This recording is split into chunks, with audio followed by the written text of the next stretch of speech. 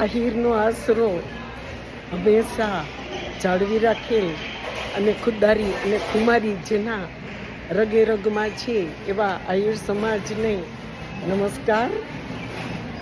દેવત બાપા બોદરનું આ સ્મારક સરકારશ્રી દ્વારા થઈ રહ્યું છે.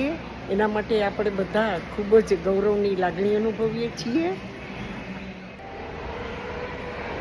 2004માં હું જ્યારે ડેપ્યુટી મેયર હતી ત્યારે જૂનાગઢના વિવિધ જ્ઞાતિના આગેવાનો પોતાના શ્રદ્ધા અનુસાર સ્મારક બનાવવા માટે મારી પાસે માગણી લઈને આવતા હતા.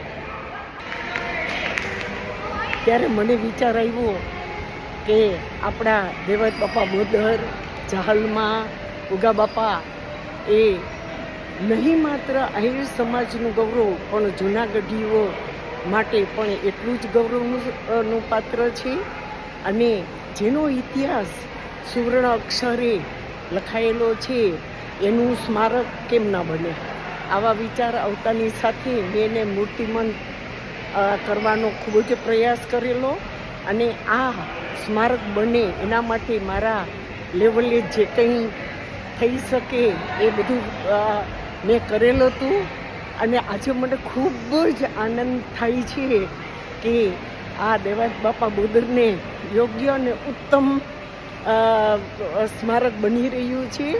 અને આ વિચારને મૂર્તિમંત જ્યારે થયો ત્યારે આપણા ગામે ગામ દેવત બાપાના બોદરના સ્ટેચ્યુને હું જોઉં છું ત્યારે હું ખૂબ જ ખુશ થાઉં છું કે એક સુંદર વિચાર કેટલું બધું આપણને આપતો હોય છે ને એમાંથી ઘણા લોકો પણ પ્રેરણા લઈ અને આ મૂર્તિમંત કરવાનો પ્રયાસ કરતા હોય છે.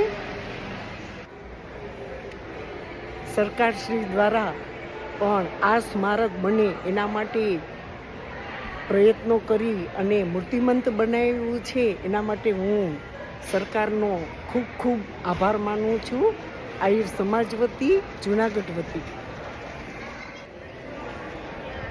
દેવત બાપા બોદરનું સ્મારક બને એના માટે વિવિધ આગેવાનોએ ખૂબ જ પ્રયાસો કરેલ છે.